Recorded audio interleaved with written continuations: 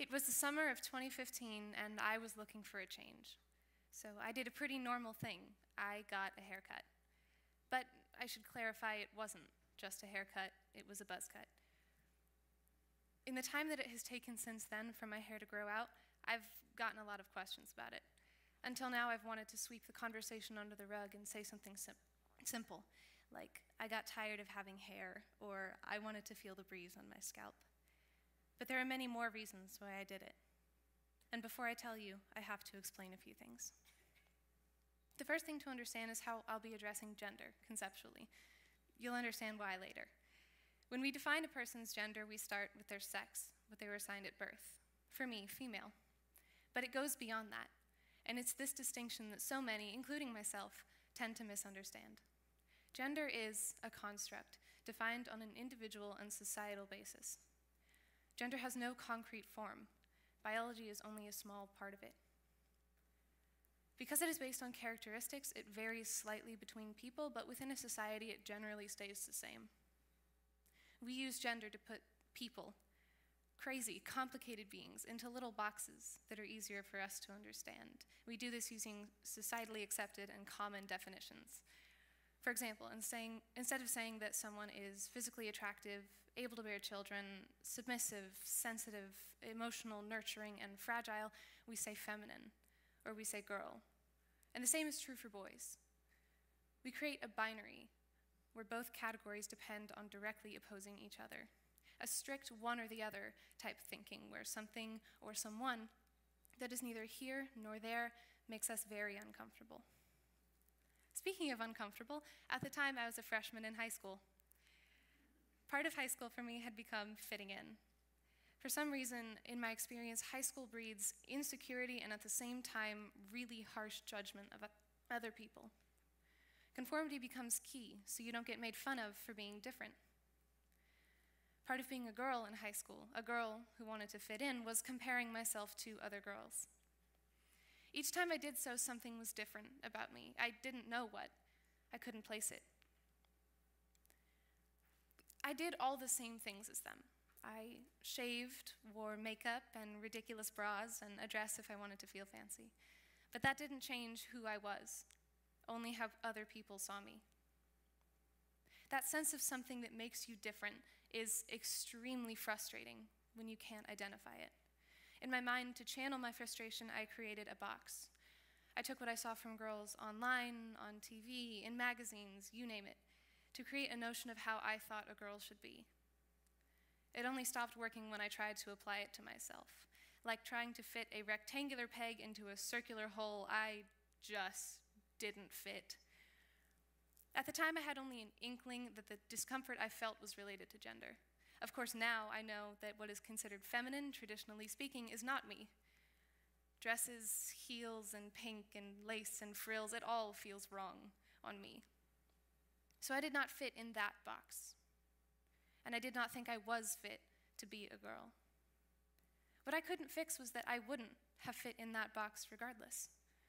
But I was unsure of how else I should shape it when the only tools I could use to do so did not work for me. The third thing to understand is the compartmentalization mechanism that humans have built into them. As humans, we need to categorize information as it is processed so that it can be dealt with effectively and quickly. From an evolutionary standpoint, this helped us survive in the wild many thousands of years ago. So when cavemen were a thing, they didn't even register their categorization. It was like sharp thing, ouch, and they put it into the category of things to avoid. Of course, we still do that, but we apply it to people too, to judge which category they belong to, and accordingly, how they should be dealt with. So if, in this case, the categories are boy and girl, we would use a visual or a behavioral cue to help sort them. For instance, you see muscles, you assume boy, you see purse, you assume girl, etc. But the most important symbol for me was my hair.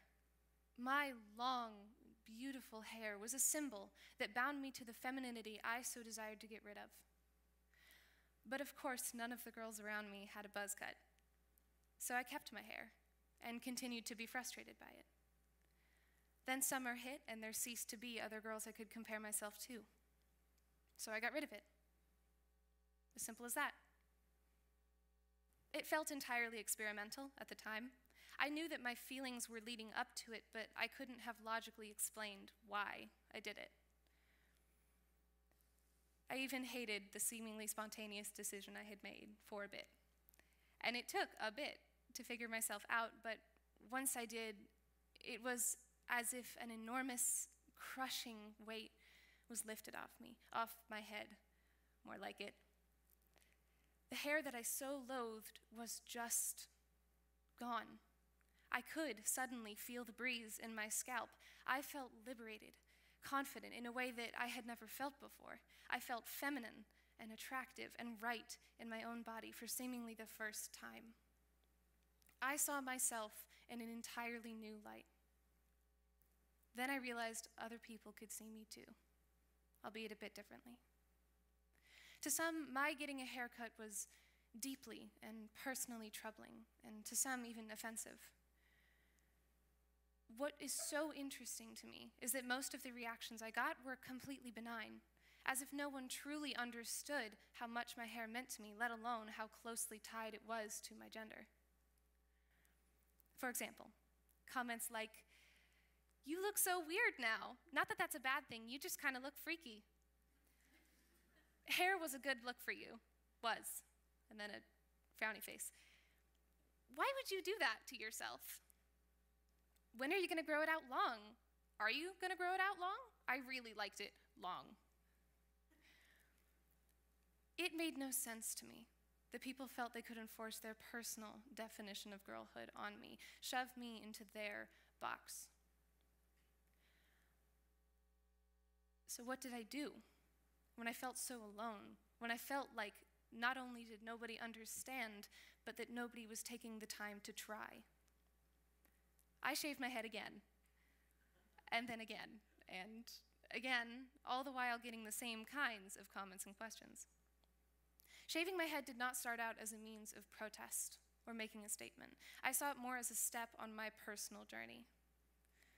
But once this kept happening, I kept being nearly bald as a means to ostracize myself on purpose, to invite those comments, questions, then actually deal with them, as a conscious acknowledgement that I am different, and as a continuous challenge against gender norms. For being so loud in my actions, with my own private rebellion, it has been incredibly difficult to express all this honestly with words.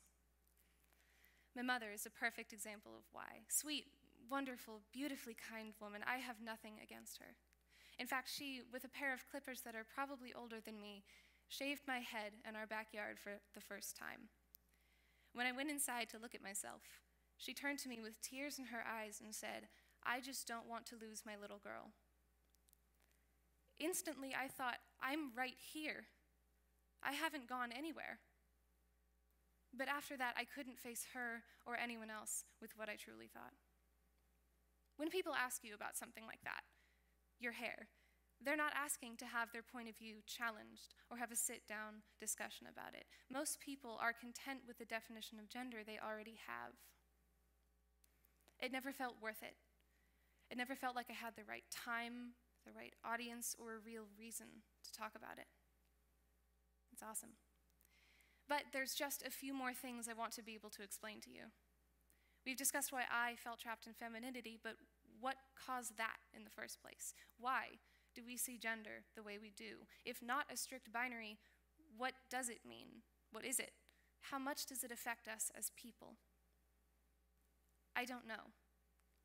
So I want to take this opportunity to open up a conversation about gender, to really think, really talk, and really listen to each other about what gender means. Until I have definite answers to any of those questions, my only hope is that we can all feel comfortable expressing our gender in whatever way that means to us. For me, yes, at one point that meant shaving my head. Now it means recognizing my appearance and my hair as facets of me and not who I am. But it doesn't have to be. It can be anything. Above all, what I want is acceptance of yourself and of others, regardless of what boxes we fit in. Thank you.